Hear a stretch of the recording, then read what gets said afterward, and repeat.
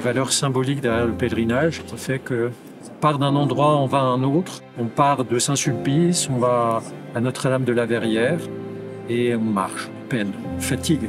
Et ben, c'est l'image de la vie finalement dans laquelle on vise le ciel, le paradis et on est prêt à tous les sacrifices pour pouvoir y arriver.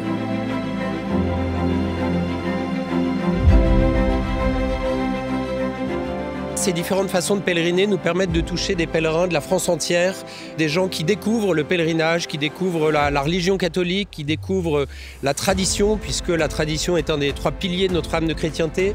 Tradition, chrétienté, mission. Cet aspect missionnaire est de plus en plus ressenti au sein de notre colonne. On a une proportion de pèlerins qui découvrent la foi qui est très importante. Quand on sent qu'on est 16 000 personnes à marcher vers le même but, on sent vraiment qu'on n'est pas seul et qu'en fait on est plein à aller dans le même objectif. Et ça permet de repartir du Pélé avec une espérance et sachant que même si toute l'année on trime et tout, savoir qu'on est 16 000 pendant 3 jours marcher vers Chartres, vers la Sainte Vierge, c'est quand même magnifique et pour rien au monde je raterai les 3 jours.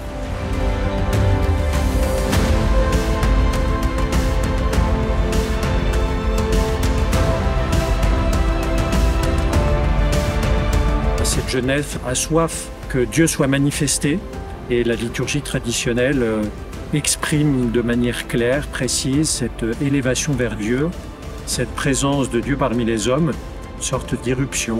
La liturgie traditionnelle aime le sacré et les jeunes ne se trompent pas. Ils ont besoin de nourriture solide et ils ont besoin d'élévation au milieu d'une ambiance un peu chaotique.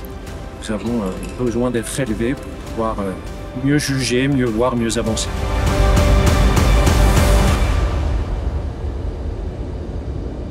Il se passe très bien, on marche des longues heures, on se fatigue mais on reprend des forces très vite parce que c'est bien le Pélé, on prie, on chante des chants, ça nous rend joyeux.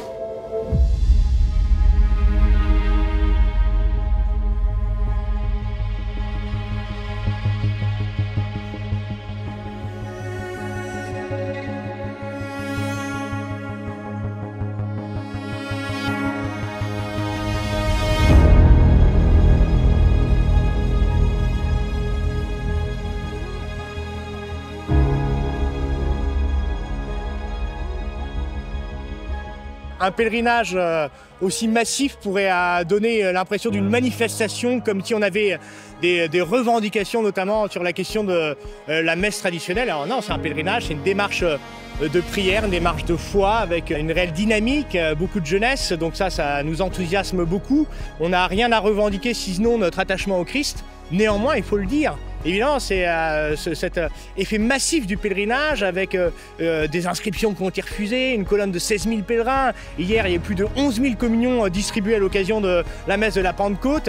Eh bien, si ce n'est pas une manifestation, néanmoins, ça reste un témoignage bouleversant, un témoignage formidable qui fait manifester au grand jour, sous le soleil de l'Esprit Saint, le grand enthousiasme, la grande jeunesse et l'amour irrésistible du Christ qui habite tout l'écosystème traditionnel avec ses paroisses, ses prêtres, ses religieux, ses religieuses, ses séminaristes.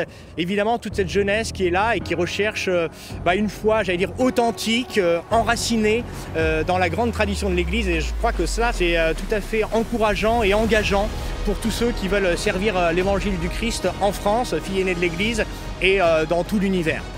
On est très heureux d'accueillir nos frères du monde entier.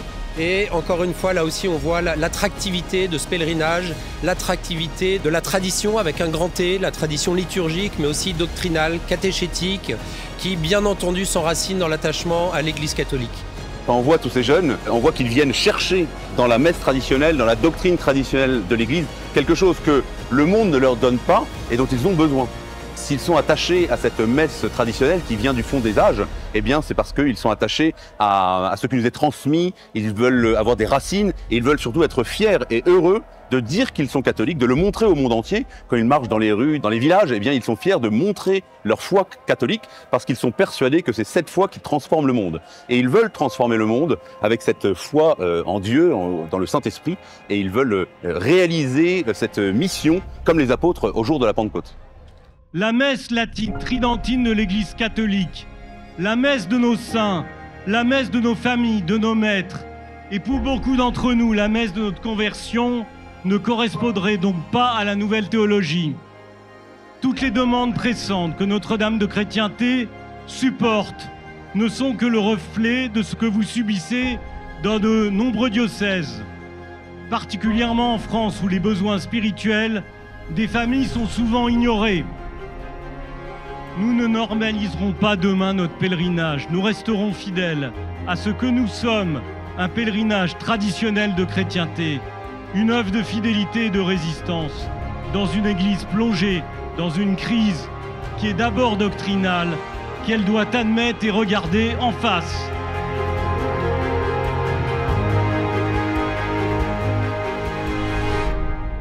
Les wokistes, les libéraux, les progressistes, les sans-dieux et ceux qui adorent de faux dieux, les hérétiques et les schismatiques, ils tenteront d'éteindre cet incendie de l'amour comme ils ont essayé de le faire par le passé. Si nous aimons la Sainte Messe plus que tout au monde et que nous voulons la défendre de toutes nos forces, c'est parce qu'elle est le sommet de l'infinité de l'amour divin. Voilà pourquoi nous sommes tellement attachés au rite et à la sacralité de la messe traditionnelle. Parce que c'est le meilleur service, le plus grand signe d'amour que nous pouvons rendre au monde et à l'Église.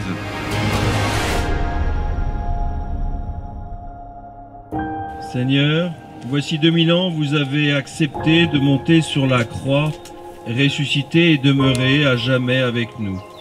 Par la Sainte Hostie, depuis 2000 ans, vous venez nous toucher. Dans l'hostie sacrée, nous croyons que vous êtes présent dans toute votre humanité, corps, sang, âme, et dans toute votre divinité. Nous pouvons vous atteindre, vous toucher dans l'hostie. Ce soir, dans le silence du camp, dans le silence de nos âmes, nous pouvons et nous voulons dialoguer avec vous. Parce que, Jésus, nous avons besoin de votre proximité personnelle. Ce soir, avec Marie-Madeleine, nous choisissons la meilleure part.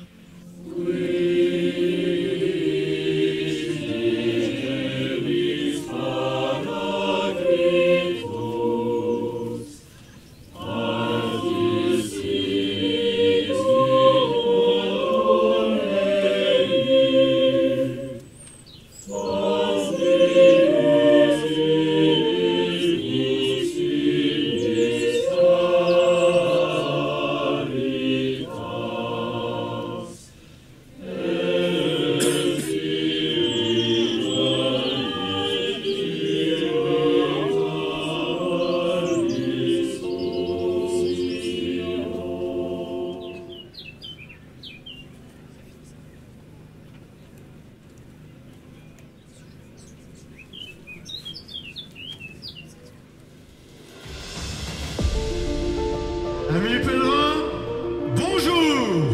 Il est 5 heures, il est temps de vous lever pour cette journée de pèlerinage. Nous avons commencé hier le 41e pèlerinage de tradition de Notre-Dame de Chrétienté. Debout, sortez de vos tentes, préparez-vous pour une belle journée de pèlerinage.